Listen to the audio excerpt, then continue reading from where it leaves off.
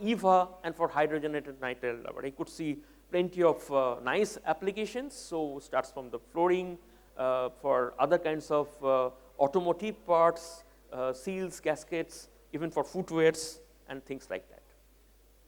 So, if I now talk about the latest trends of application of for many specific products like let us say coolant hose, brake hose, radiator seal, profiles, steam hose, O-rings, oil resistance cable, transmission belts, you could see that in many cases, of course, your choice is of course EPDM rubber, and the corresponding motivation you could see from here, it comes from this high heat stability or durability and things like that, and of course, the compression set properties. And you could see that the this applications go to automotive industries, for building industries, industrial and offshore and automotive industries. Everywhere I think people are using more and more peroxides and things like that. Okay. I'll skip this slide for the time being. I think, yeah, let us now talk about the challenges of peroxides. It is quite sensitive towards oxygen during cure. If you do that, sometimes you end up with kind of a very high level of surface tackiness, which is not good. Sometimes there are interference with other compounding ingredients. For example, if you are using peroxides, better not to use silica, because silica is acidic in nature. You have to be very particular about the selection of antioxidants. You need to choose the proper colorants and process aids where the interactions are limited. Okay? And I did mention that for butyl rubber, certainly it is not recommended. It undergoes kind of chain scission. For acrylate also it is not recommended, and I already talked about the recommendations for other rubbers. Well, if there are some disadvantages, always people from industry try to solve that. So, here is another opportunity. If you use coagents along with peroxides, perhaps it helps. So, these coagents are normally very reactive molecules, and they form kind of sulfur bridges, the bridge like compounds, and that is the way it works in many cases. Of course, I am not going to the, yeah, I will finish, yeah. Okay, I am not going to the details of this chemistry. So, of course, you could see many different structures of coagents and things like that, and it could be classified into type 1 and type 2. Typical names are like triallyl cyanurate and or TMPTA from different classes, right? And but if you use coagents along with peroxides, in many cases that chances of degradation are minimized.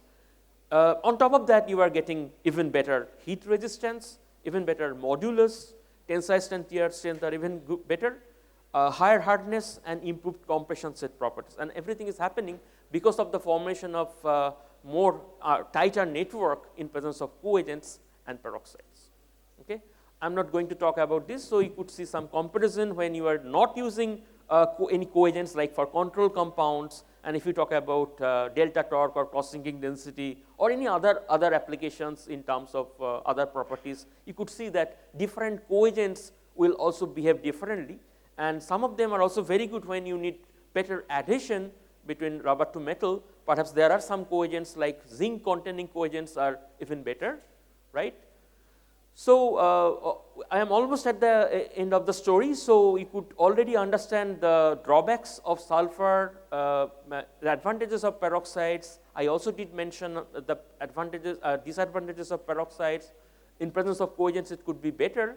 So, what we have done in last 2 years, why not? Maybe it is the future for another 5–10 years. So, why not thinking about combining peroxides with sulfur, because both of them are having their own advantages and disadvantages, and therefore, one of my students have started working on that, and we got very nice results. We applied kind of design of experiments, and for that we could really see that we could control the ratio of sulfur and peroxides together to get the optimized properties level. Well, I think also that thing we have published recently in different journal papers. So, in short, I think I am in time, right. So, what I am just going to talk about, what I try to share with you are as follows. So, cross-linking or vulcanization of synthetic rubbers by peroxides are getting increasingly popular. There are several advantages of peroxides over conventional sulfur accelerated system. Depending on the nature of rubber, suitable type of peroxides and its dose has to be chosen. Handling and disposal of peroxides could be tricky. You have to be a little careful. And addition of coagents further improve the performance of peroxides. I just would like to make one announcement. I think in the end of August, 28th and 29th of August, in Calcutta, in Fairfield by Marriott, we are organizing a rubber innovation forum. Look at the term innovation. So this means that we are promoting innovation. Innovation comes from the industry. Innovation comes also from the research scholars. So it's a kind of good opportunity for academia as well as for the industries to attend that. We could see the resource persons also from abroad. People are coming. And most importantly, it is a TechnoBiz event, and I would like to introduce Mr. Peram. Please, could you? Yeah, you could. Most of you know his very well-known face in rubber industries, and you can contact him as well. This is my research group, and thank you very much for your kind attention. Professor Naskar has given a very elucidation of peroxide and its coagent as an alternative to normal vulcanization system, its merits and demerits. Since we are behind time, I would request the audience to place 2 questions, 1 minute each, for Professor Naskar to respond. Yes, yeah. Mic please to the audience.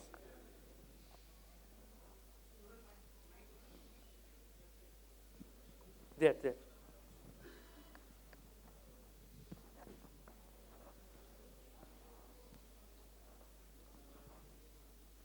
Yeah.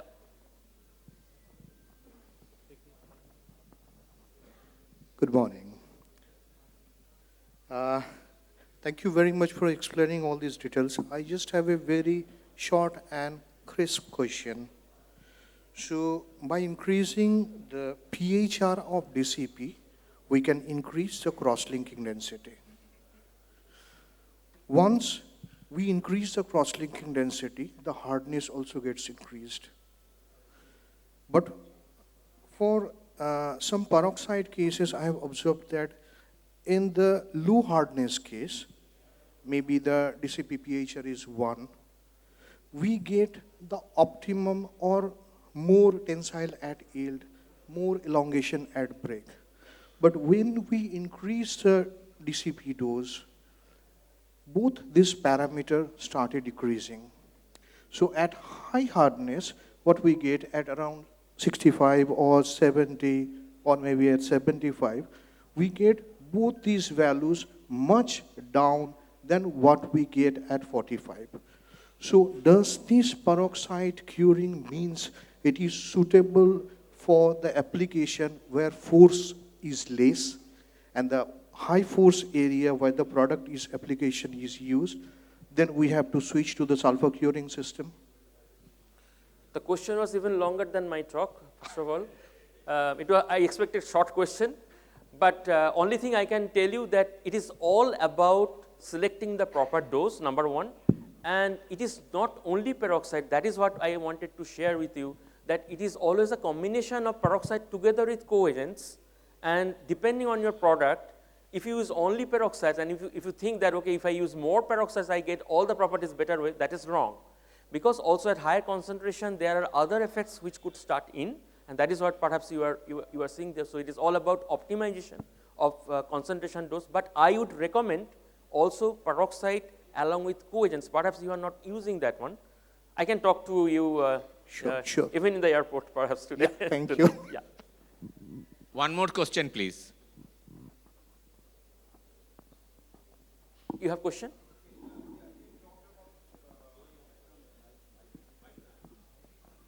Yeah, And please. question should be short, not like the previous one.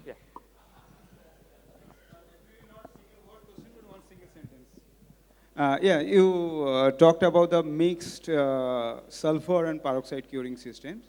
So both works as a free radical mechanism. So whether the sulfur acts as a, it reduces the efficiency of peroxide curing vulcanization system, because when we are using sulfur and peroxide both, so that time whether this sulfur acts as a retarder or it reduces the efficiency of peroxide vulcanization system? No, absolutely not. Because I can tell you when the people have started thinking about coagents, people have used first sulfur as a coagent for peroxides. That is the beginning of journey. But only thing what I wanted to say is that depending on your requirement, you need to compromise. That's why we are applying even design of experiments which can give you the optimum of all the properties. And that you have to be careful. So for depending on the type of product, maybe that sulfur to peroxide ratio will change. So for particular product A, you have to use certain ratio. For product B, you have to change that ratio. It is not a fixed 2:1 or 1:2 ratio. Okay. So that's what I observed, and I can share you my articles where you get more information. Okay. Thank you. Thank you very much to the audience. The question from you should be in the lunch session or thereafter. So I have to conclude. Professor Naskar, a very well elucidation of peroxide gear. Give a big hand to him. Now may I request Mr. Subir Sen to present the memento to our speaker, Professor Kinsuk Naskar. Can we have a big round of applause?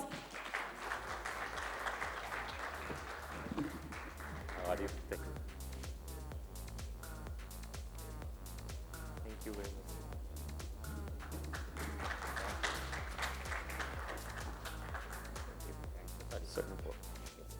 Good. Thank you very much. Over to Mr. Subir Sen again. May I welcome Professor Dr. Abhijit Bandyopadhyay. Dr. Bandyopadhyay, please.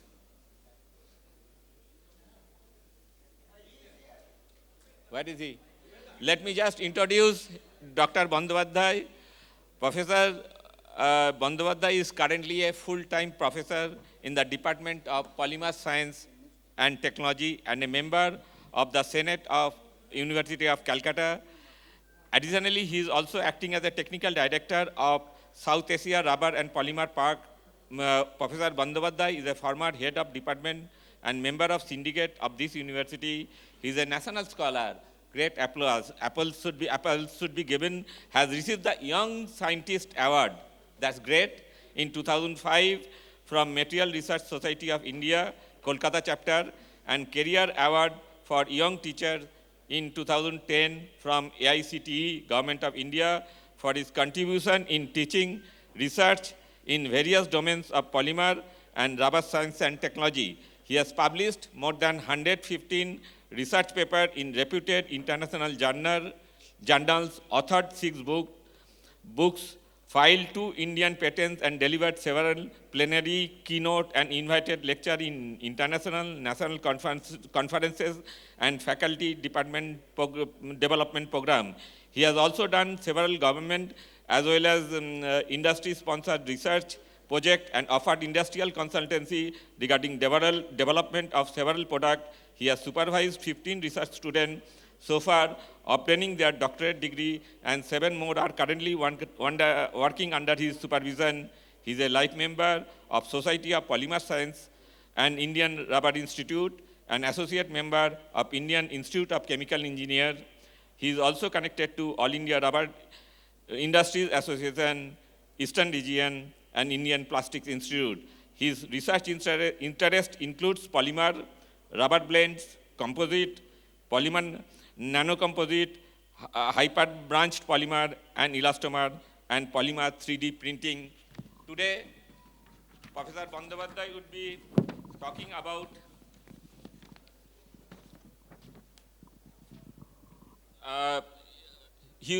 about finite element simulation for rubber product development, a new leap towards design precision and product performance evaluation. Over to Professor Bandyopadhyay. Thank you, Mr. Sen, my senior, for this introduction, and good afternoon to all of you. First of all, I would thank the organizing committee of NRC Delhi for this invitation and giving me the opportunity to speak before you.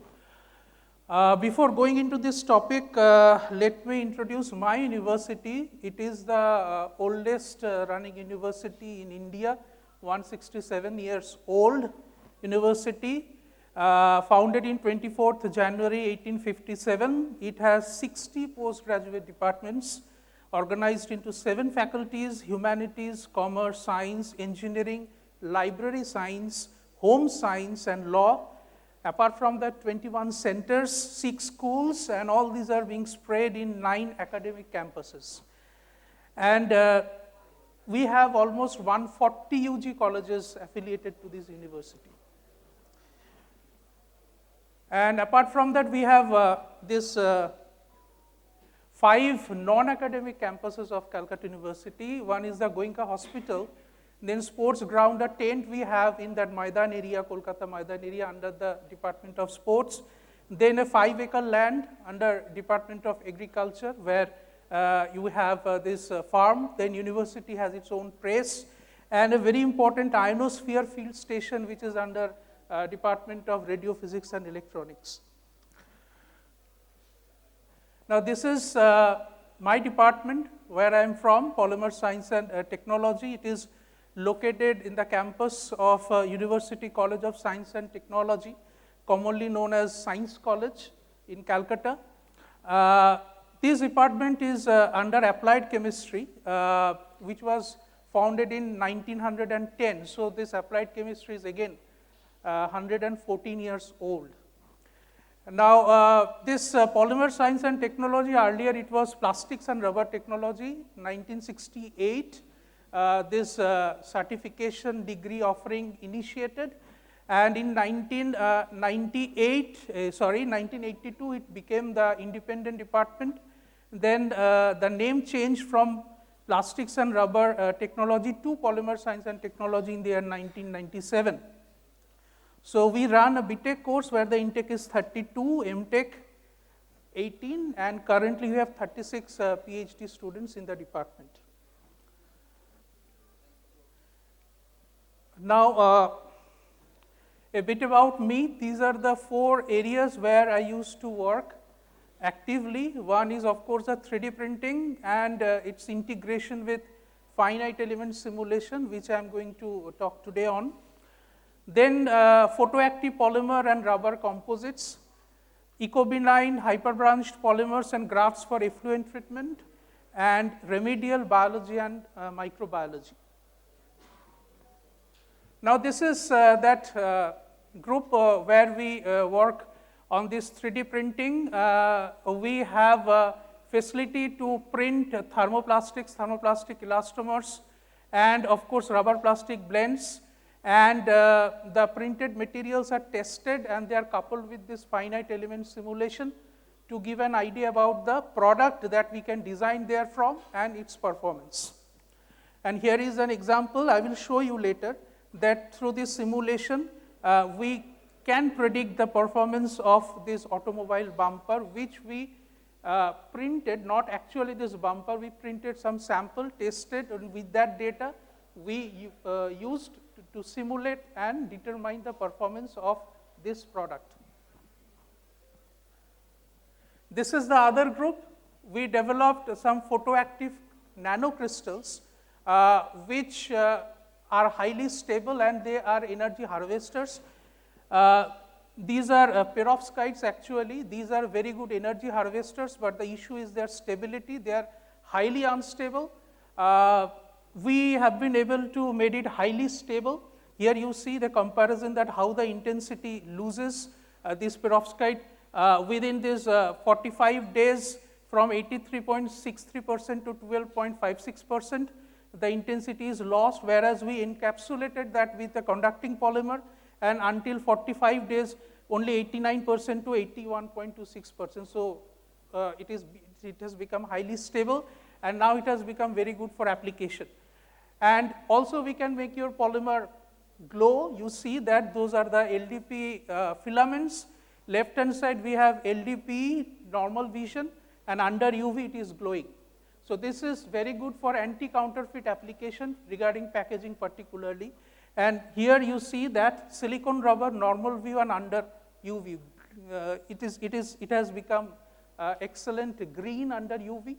So you can develop your product where if you put the UV torch, your product will glow.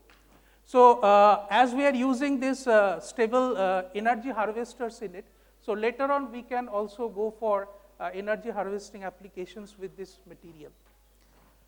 Now this is the ecobenign hyperbranch polymer grafts, where these are used for selective flocculation. This is for iron mine industry, where we go for selective flocculations of iron ore as well as the kaolin.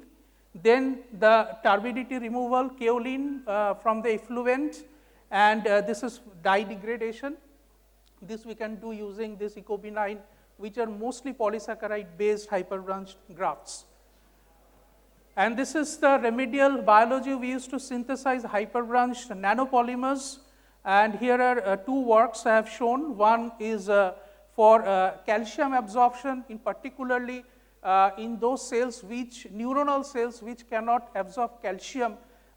This is, important for patients, age-old patients who develops the neuronal disorders like Alzheimer's and others. So there the neuronal cells fails to absorb calcium from serum. So we have developed this polymer which can activate those neuronal cells, and that can enhance the absorption of the calcium. And there is another one, a glowing nanopolyamide, which changes its glow intensity with pH, and this we can use for determination of the pH of the milk that you are getting, whether it is of a acceptable pH or not. So as a sensor we can use. And this is going to be interesting, I think, for you. This is the remedial microbiology, where we use the natural isolates, that is naturally occurring microorganisms, to degrade the rubber, to modify the rubber vulcanizate. So here you see that this the rubber vulcanizate, which is being kept in toluene, it will swell, but with the use of these natural isolates, with 2 days treatment, we have been able to solubilize these vulcanizates through the process of devulcanization. And these microorganisms are isolated from soils from the various parts of Kolkata, and we did the genetic sequence of that, and we submitted that sequence to the World Gene Bank, and they given us the accession number, means we are the discoverer of those devulcanizing strains. So that recognition we have got from World Gene Bank through this work. And here you see with the rubber chemicals also, we have used stearic acid, accelerators, then your antioxidant 6-PPD. We know that 2026 it will be banned. So with them also we did the treatment, and you see the substantial amount of growth of these microorganisms in presence of these rubber chemicals. So this is another very important wing we have in our research group, using this natural isolates treatment with, treating the rubber vulcanizates, particularly the wastes, with these microorganisms. Now, these are the books that we have written so far, starting from 2012, that is on nanotechnology, 2015 on nanomaterials, nanoparticles, that hyperbranch polymer 2018 for biomedical applications, then engineering of thermoplastic elastomers with graphene and other anisotropic nanofillers. In October 2023, this is on 3D printing, and very recently in June 2024, we published this textbook which is on fundamentals of polymer chemistry, and I am happy to share that this is our 2 upcoming books. One will be on solvent responsive shaped memory polymers for biomedical applications, to be published from Taylor Francis, and another one is the mechanisms of self-healing polymers, thermoplastics, elastomers, TPEs and TPVs from De Gruyter, and it will be coming in winter 2025, and this one in spring 2025.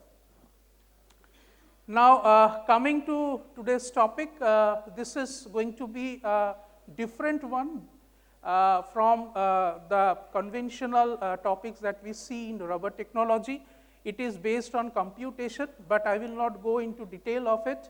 Just an elementary idea I will try to give you, that what this process is. And this is basically the use of finite element simulation for predicting the performance of a rubber product. In fact, this technique you can use for predicting any process as well. Process means, suppose when you are vulcanizing rubber, so that vulcanization process you can also predict what properties you can get, because vulcanization as a process the way we study, that is an isothermal, actually when you go for production, the process does not remain isothermal. It is a non-isothermal process. So correct prediction of that process and subsequent properties, etc., we can very perfectly do using this technique. So I will be talking a bit on simulation, what we mean by simulation, then what is finite elementing in simulation, as we call it as a finite element analysis, then nitty-gritty and basic steps of this simulation for rubber products, how it is being done. 3 case studies I am going to show. Out of these 3, 2 we have done. Then the softwares or tools which are available currently for simulations, and of course we will end up with the significant advantage that we can get using this technique. Now simulation actually is the development of a model that mimics the operation of an existing or a proposed system, right? Means simulation is nothing that you need to develop a model, right? That can mimic the existing system or the system that you are thinking of developing. Now, just a simple way to understand that, we all are familiar with these dumbbell specimens that we do for tensile testing. Now, this design and the way it is being tested actually is a result of simulation. It was not computed, but it is manually done, and we know that this shape is being made so that the stress concentration is done in this middle area, and also the speed at which it is being tested generally